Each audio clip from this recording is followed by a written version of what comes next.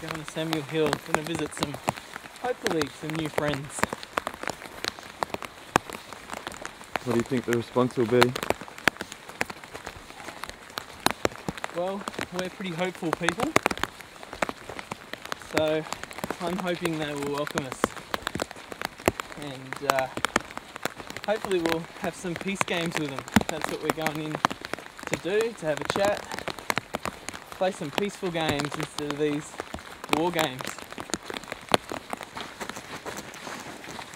How long have you been in preparation for this one? Me personally, around about 8 months actually. Long time. Just spiritually and logistically and everything. It's been a long while really. So you didn't go in with silly thoughts and unpreparedness? Definitely not. This has been a decision that I've had to work through personally and with my family and with everyone, and something that's important enough to me to, bear the cost of, essentially. That's the whole thing of non-violent direct action, is going in, we're doing things that some people would consider illegal, but ultimately they're morally right, inspired by people like Martin Luther King and Gandhi and Dorothy Day, these heroes of peace and of non-violence and of justice. And I've been studying those people for a good 3 years now, and I'm totally inspired by the way that they've taken, the way they've chosen to change the world, and that's the road ahead of me.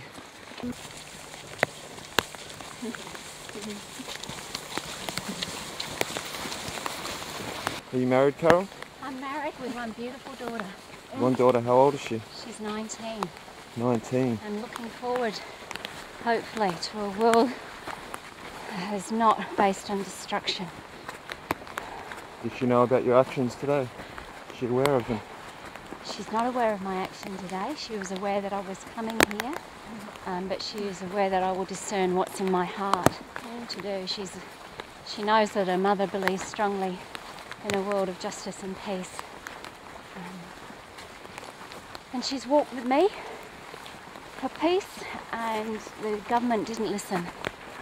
We've written to the government and begged them not to take this path, and the government hasn't listened.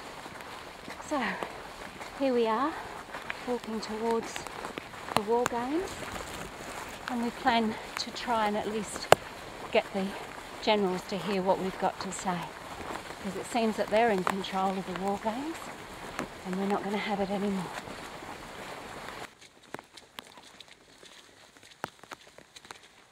Shoes are a bit wet. Should have brought some boots before.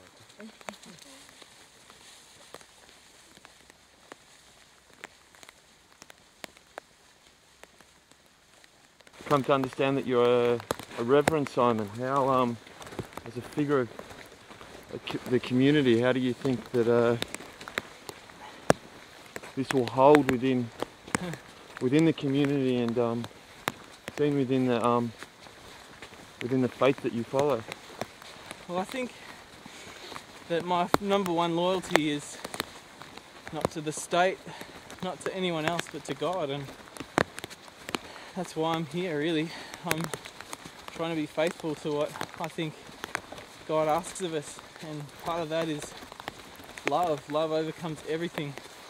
Overcomes militarism, overcomes hate, divisions, racism, everything. Love can do that. That's what God's about. So I'm just following the way of Jesus, the way of God.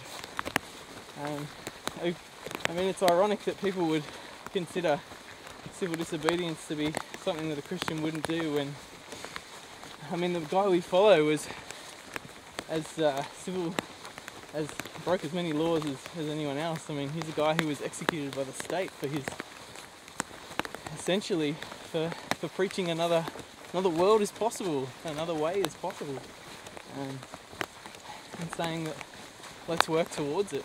So I can't see why anyone would think that Christians loyalty would first be to the state.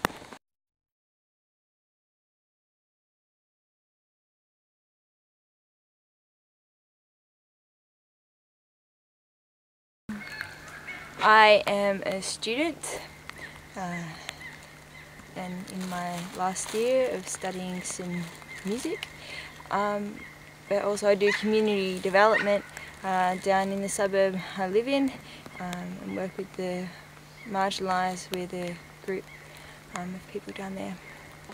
I think life is the art of being, and it should be lived peacefully with love and compassion for our creation and other humanity. Personally, I've felt complacent. There's some other, we've tried through many measures to try and, I suppose, stop the exercise legally, and going in, I think, but yeah, sometimes those things can just be complacent. So complacency has driven me, and I think that there needs to be a stronger stance on what we believe and what we stand for, and a stronger stance to fight for the truth and humanity, I suppose. That's what you want to do. I'm part of a community called Shoalwater, and along with these guys, we just try to live simply and live a lifestyle of peace and non-violence. So we've come here. This is just part of that. It's nothing new for us. Simon? Yeah, I'm a social worker. I also live in Dutton and do some work around the local area with our neighbours, and also run a house where homeless guys and people with other issues come and stay and live with us, and we work out how to live together peacefully. Our community is a non-violent community, and in as many ways as we can we seek to disarm ourselves and hopefully help others to find ways to disarm themselves from this nature of violence, which is so inherent in our entire system, on our TVs, with our superheroes. Everywhere we go, violence just follows us, and we've been trained in violence for ever since we were born. So the process of untraining that, or being trained in non-violence, is a long one, but it's part of our journey today, and it's been part of our journey for several years now. Do you think this will be inspirational to the people that you work with in your community? We hope so, Hopefully, yeah. It already has been. I think we've been doing a bit of media work and working with MPs and councillors in our local area, and marching different marches. It just doesn't seem, people just don't take us seriously. So we hope that people will take peace seriously. yeah. A lot of people in our area are very disempowered and feel like they've got nothing to say, or not able to say it, and they feel like they've got no choices and no power and no decisions to be made. And so by us taking this walk today is a way of not only empowering ourselves, but other marginalised people around Australia, or just Australians in general, to be able to say we can take a stand against what the government is doing. The government's not listening to us, it's not listening to the rallies, the marches, the letters. Every Australian can do what we're doing today. It's just a simple act, non-violent, civil disobedience. It's an act of democracy, I think, and I would appeal to every Australian to cross the line the same way that we're about to cross the line.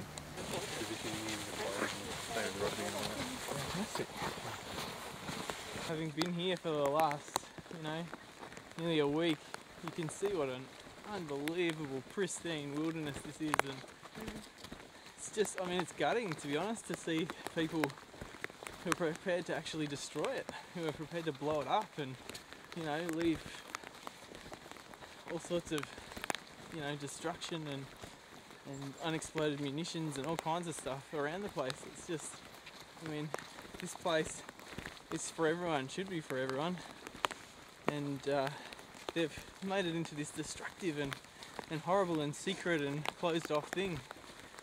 So I reckon the spirit of what we're trying to do today is to open that up. Actually say this place is for everyone. This is the Durrumbal people's land. This isn't the military's land. So we're wanting to honour that and and live into a world where we don't have land that's closed off from other people, and facilities where people are able to practice destruction, not just of other human beings, but of a beautiful place like this.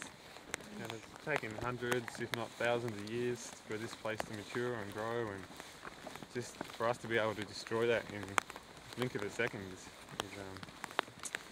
to me very saddening, and a part of all of us gets lost when we destroy our environment around us and care little for the beaches and the trees, the forests, the places that we all love to go. I mean, every Australian loves to go to the beach. Why do some Australians want to blow it up? Doesn't make much sense to me. But yeah. So everyone here is going in at their own free will? Yeah. Sure. Absolutely. Carole? Yep. Sorry, what did you say? Everyone going in at their own free will? Absolutely.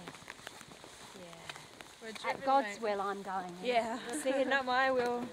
I suppose God's will. Yep. There's something bigger happening here than what we think we're doing. We believe in peace at all costs and a non-violent world, and I guess I'm doing it because I believe another world is possible. And we bring this flag here, which has a dove on it, as the spirit of peace flies. So we hope to offer this dove of peace to the war games and offer peace games. I believe in non-violence as a way of life, and we've undergone that in our lifestyles, and this is just a continuation of that. Today may seem like a huge day, but I'm really driven by that force, and I believe it's in the tradition of other non-violent peace activists in the world, such as Luther King and Dorothy Day, Gandhi and Jesus, and every citizen that lives, I think, is capable of peace in their hearts and in their lifestyles. I just can't get over how much money we spend on war. Australia spends over $55 million a day on war, and I live in a poorer suburb myself, and I just think, what good could that money go to, like, every day, to rejuvenate and restore our planet? It just breaks my heart just to see pain and brokenness in this world, and I just think we can be a part of making the future of peace instead of practicing for war and practicing for destruction, practicing for fear. Australians live in fear, and the government and the media project that a lot of the time, the popular media anyway.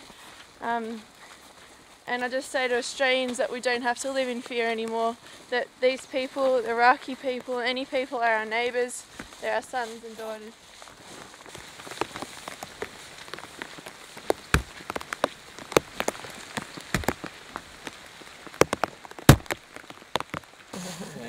High five. And it isn't our intention to glorify ourselves or get us publicity. The publicity is to bring to the fore of the Australian people, you know, what we have to be willing to do.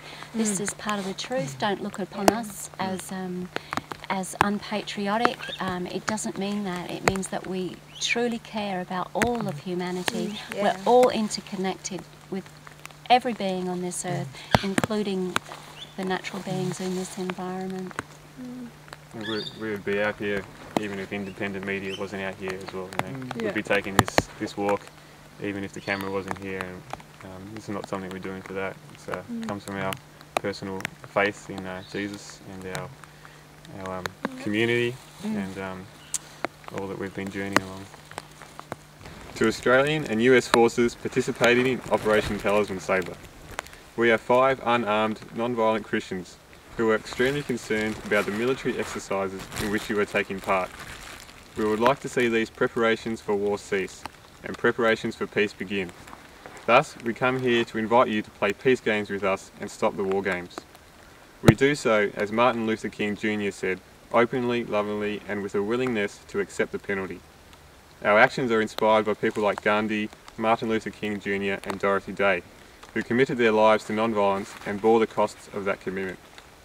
On the night before he was killed, Martin Luther King Jr. said, "The choice is no longer between violence and non-violence. It's non-violence or non-existence."